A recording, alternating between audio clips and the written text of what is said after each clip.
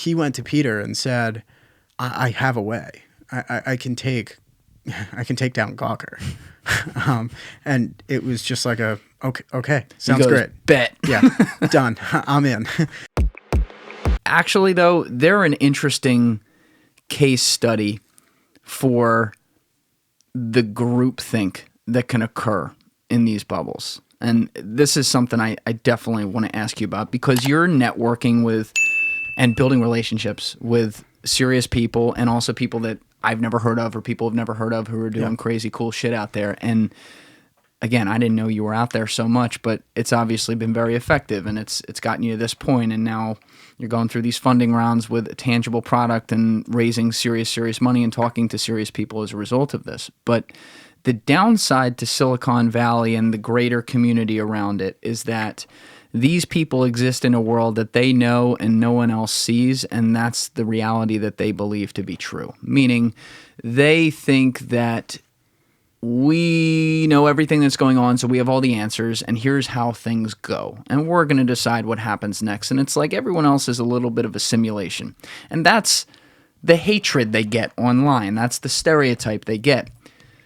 There's a modicum of truth, though, in the fact that it's very culty. And it creates that environment of, oh, there's us, and then there's everyone else.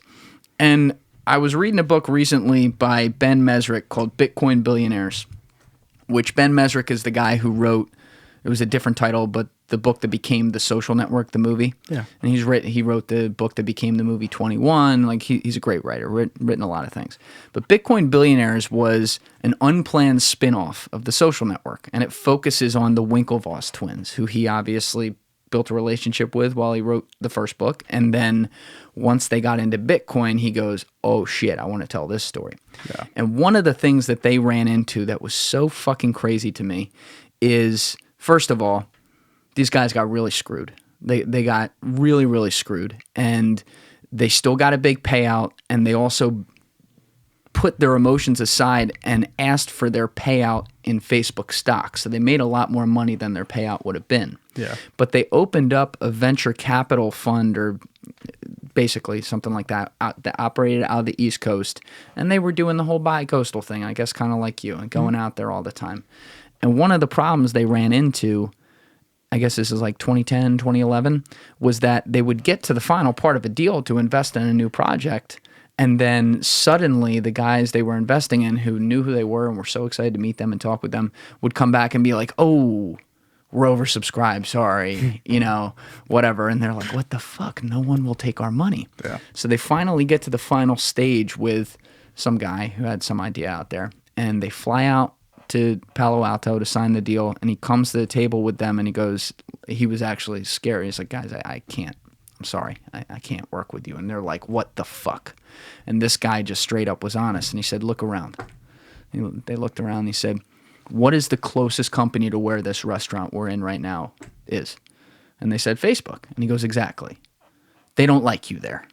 And they're like, oh, so you can't take our money because we're the Winklevoss and that might screw you. And he said, yep. And the dude paid for the beers and said, I'm sorry, guys, I wish you luck. Wouldn't even take the $20 beers. And the connotation was that anyone's watching and they're going to say, ooh, Jim there took money from the Winklevoss or was talking to the Winklevi or whatever. Yeah. And that's an extreme example, but this is the type of stuff that you see it from the outside, and part of these products that are coming out of Silicon Valley are things that we talked about. They give us convenience, they give us incredible value, they move the human race forward. It's all true. But you also need, for adoption and for the health of society, you need people to trust what's happening there. You need people to feel like their best interests, like the general public's best interests, are at heart in Silicon Valley. And yet, when you have this groupthink that says there's us and here's the order of business and here's how things go, and if you don't do that, you're fucked, you run the risk of creating two separate worlds. And I think in a lot of ways, and I don't need to continue to go too far out, but we're seeing the downsides of that, especially during COVID and some of the public sentiments and around the election and all that stuff. And so you being a guy in the middle of that world, how much awareness do you have of that concept, and how much do you think of your product as, hey, yes, I'm in Silicon Valley, I work in that realm, but I am trying to bring something to the general public, and I want to make sure at the end of the day I have their trust more than anything. Yeah. It's a loaded question. I'm sorry, but No, yeah. So I think it is. It's they kind of operate in like a vacuum sometimes. It's like this is our world. This is correct, and that can be that can be like detrimental, even just to startups and founders. I've seen like quite a few times things like that happen. Mm-hmm. And there's also like the thing with the Winklevoss twins. That story doesn't surprise me.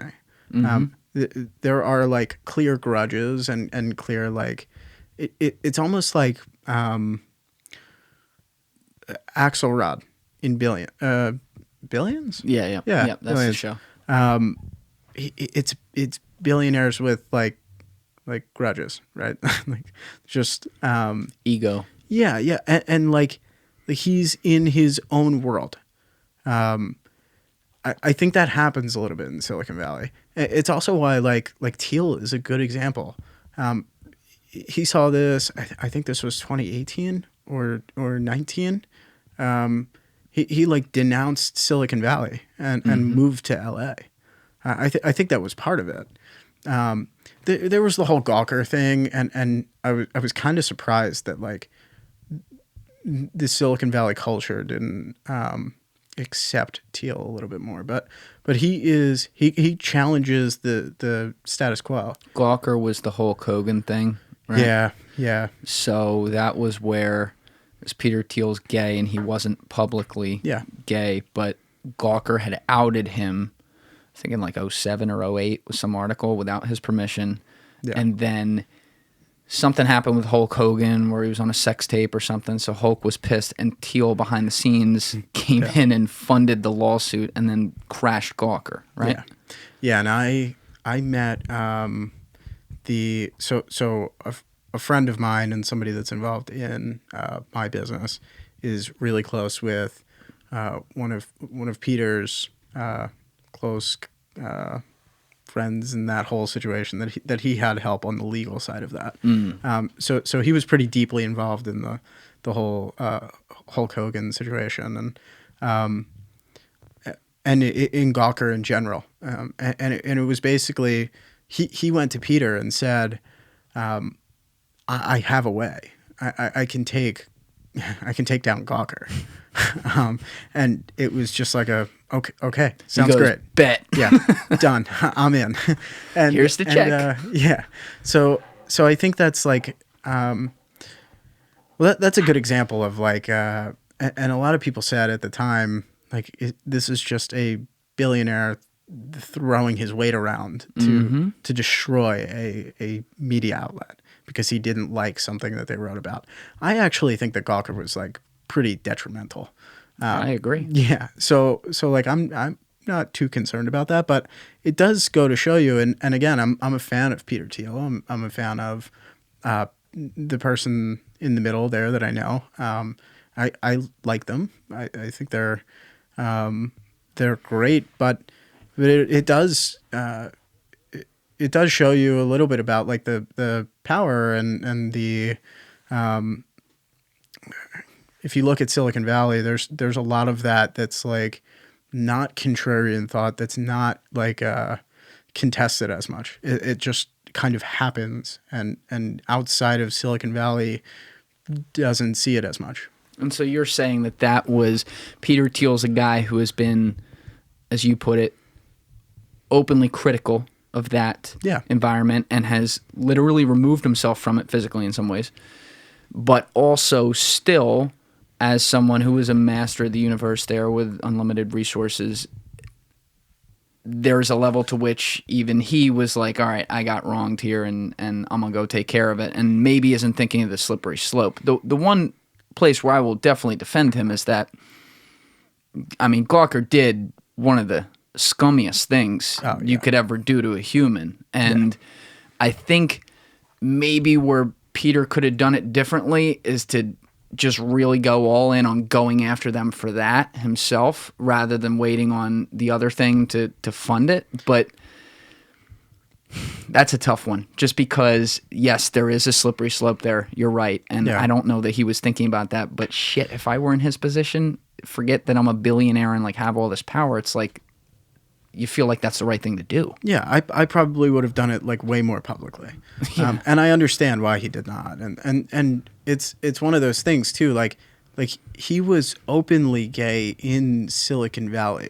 Like it wasn't that like he told nobody. It was that like he chose not to make it a public spectacle. Right. And they did. So that was like I guess kind of the core there. But yeah, no, I probably would have made a big scene out of it. I again, understand why he did, and it was probably like just subject matter that like did not need to be a big public event. Although in some ways it kind of did anyway. But yeah. Well, the entire concept, and I'll admit I'm very obsessed overall, not just with Silicon Valley, with everything, with the concept of groupthink. I think it is a scourge on our society across almost every level of culture. And I think the internet, which is supposed to be this open forum of freedom of communication, has actually pushed us in the opposite direction in a lot of ways with that because people are afraid to disagree with the loudest voices who get the most attention. Yeah. And look, the worst example we see is in our politics because we see the most extreme views on either side of the aisle get all the noise and the Pareto principle. They get 20% of the people make 80% of the noise. And that's what we think the reality then is. And that's how we start getting into these conversations like you got Russ Limbaugh coming out and saying, oh, we might have a civil war tomorrow. It's not great right now, but it's not there. But the fact that we're even saying those things is because of that.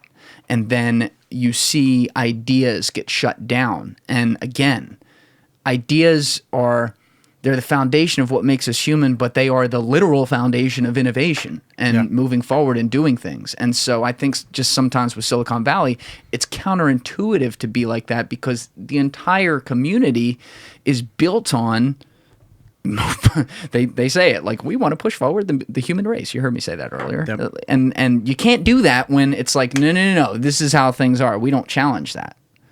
Yep. It's problematic. But how do you build something that changes the world in a vacuum? Like it's like taking one perspective and building something that's supposed to account for all four or whatever the That's situation. A great way of putting it. Yeah, it's brutal.